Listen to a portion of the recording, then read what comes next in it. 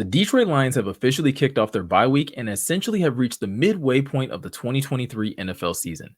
And with the Lions currently sitting at 6-2 on the year, there have been a number of star players to have stood out so far this year. So, with that said, let's give out a couple midseason awards to some of the Lions' top performers.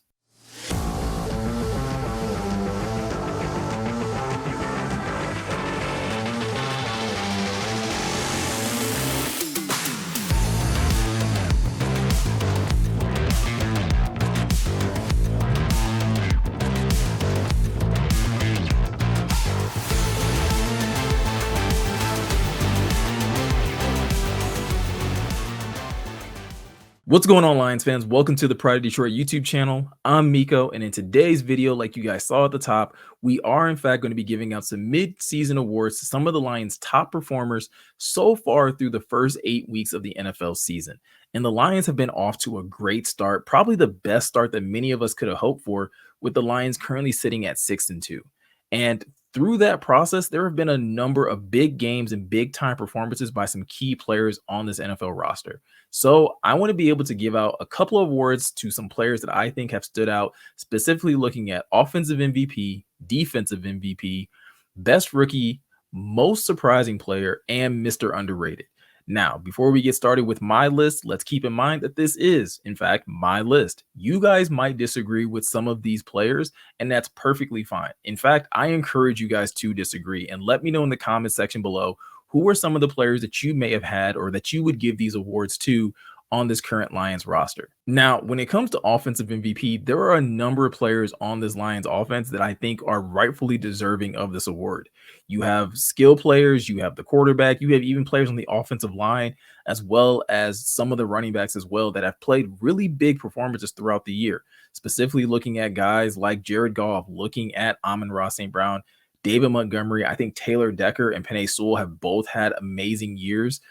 But when I really started to boil down my list and really started to hone in on who I think has just been the most consistent as well as a top performer, the answer became very clear, and that person had to be Jared Goff. Goff is off to an amazing start so far this year and has really translated some of the momentum that we saw him have last year into this year. But at the same time, he's also elevated his game in a couple of different areas as well. Currently, Goff is sitting at 2,174 passing yards, which is fourth most in the NFL. He's also having already put up 12 touchdowns, which is tied for ninth in the NFL, and he has completed 68% of his passes so far.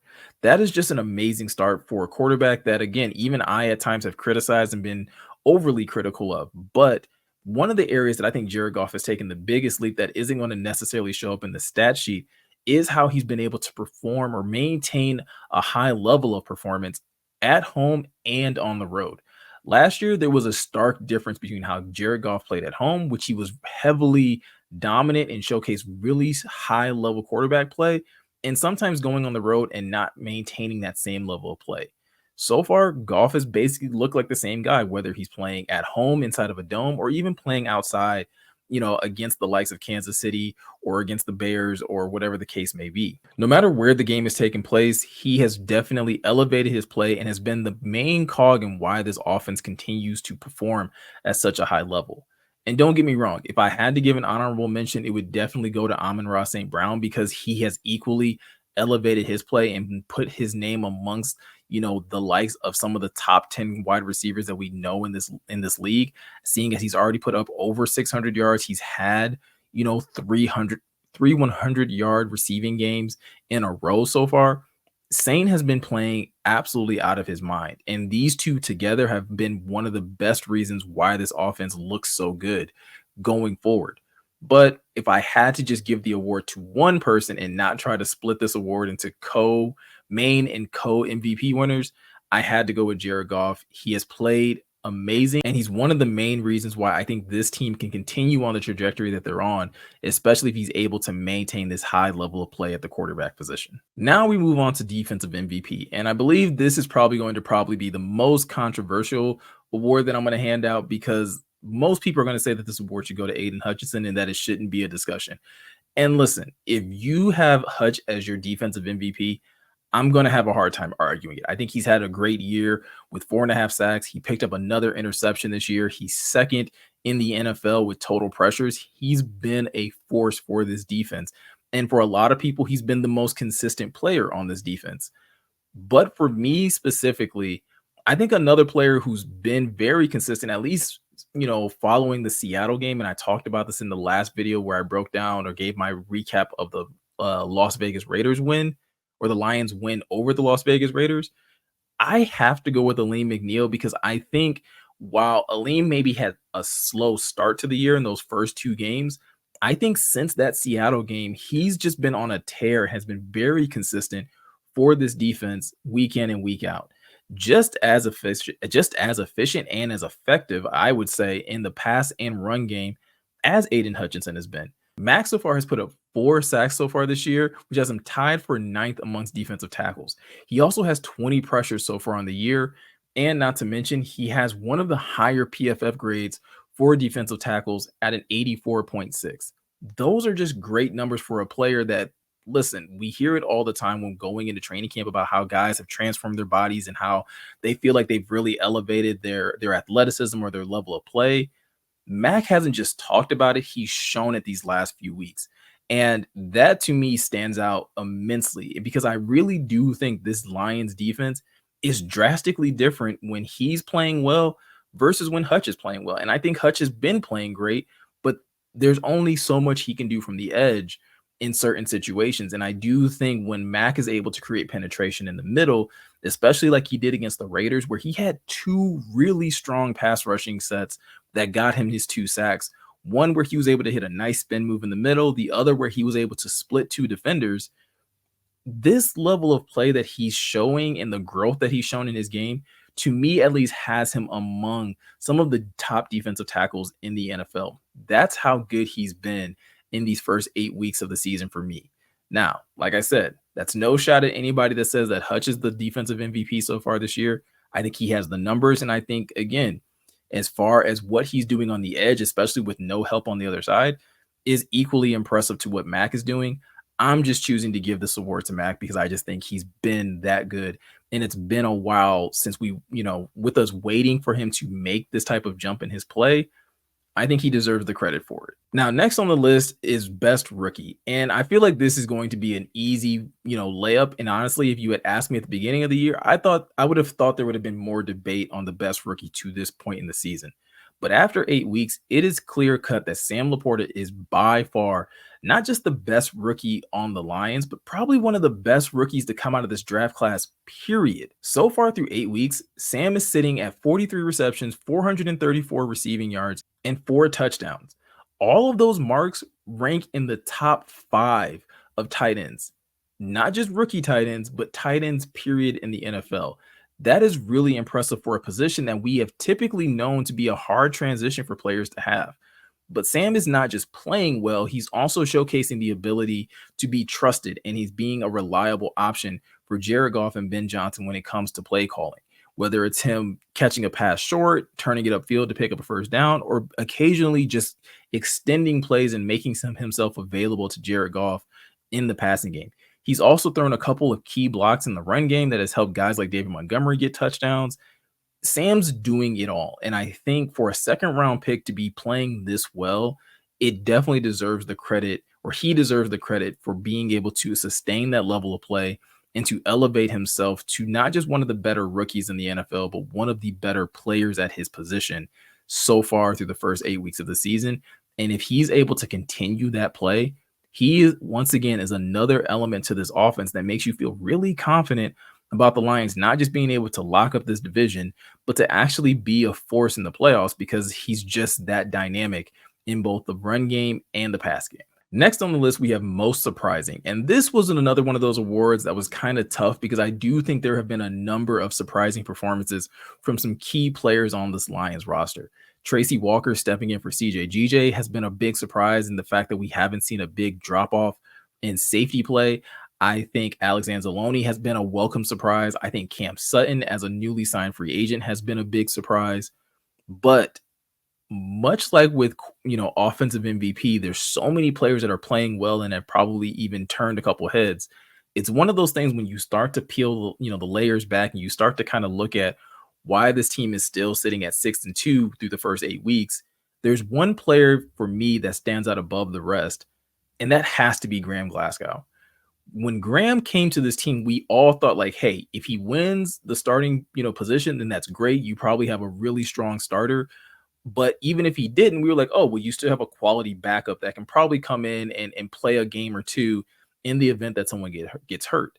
And once Sam lost that, camp battle, it definitely looked like he was going to fall into that bucket of like, okay, just strong reserve.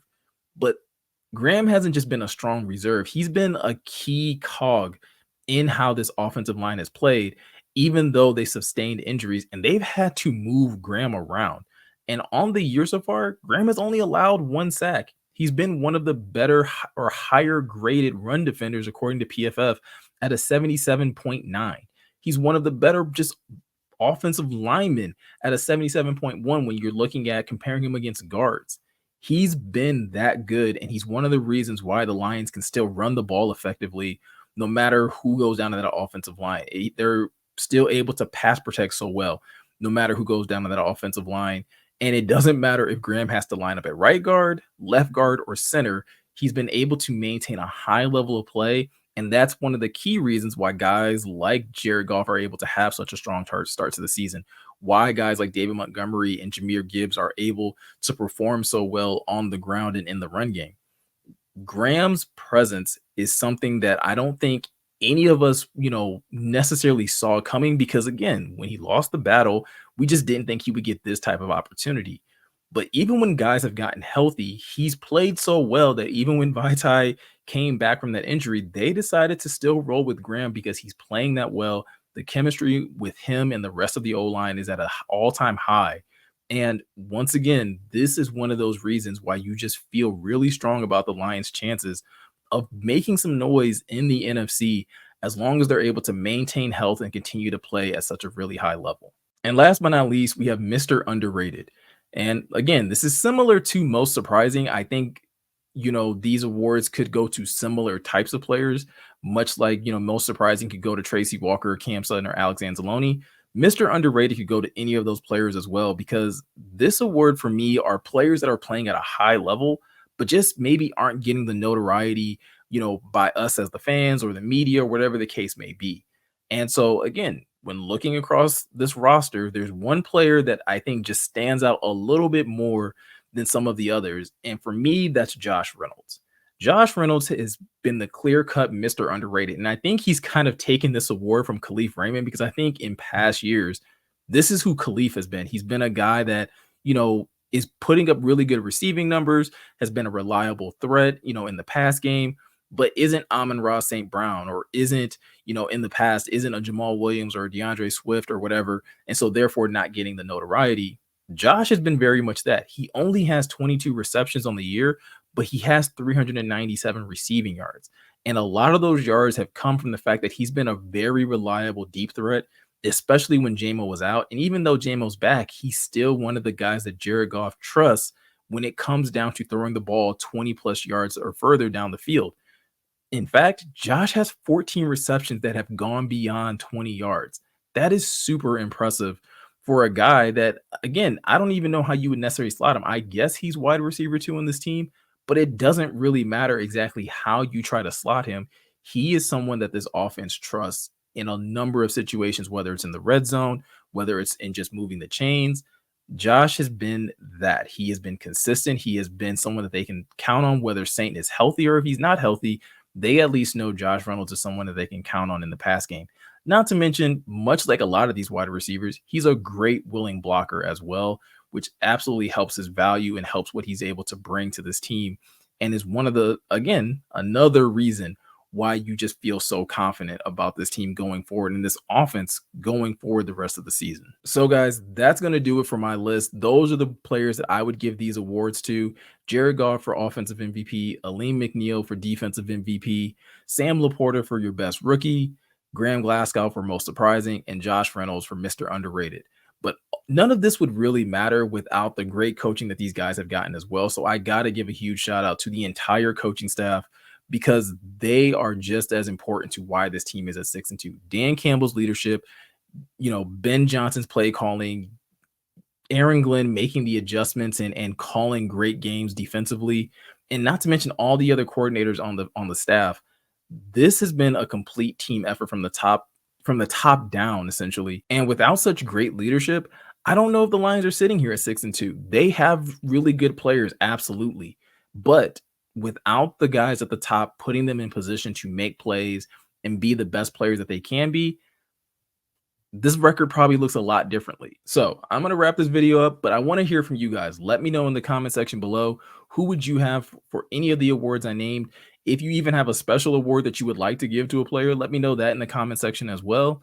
And also, if you're looking for any more content related to the Detroit Lions, you already know you can head to prideofdetroit.com and catch any of the latest articles that we've posted over there. And like always, be sure to subscribe to this channel if you're new. If you are subscribed and you have already hit that notification bell, be sure to share this channel with someone else that would also enjoy being more up to date on any more Lions content that we are also putting out. But with that said, I'm Miko. Thank you guys for taking the time to watch, and I'll catch you in the next one.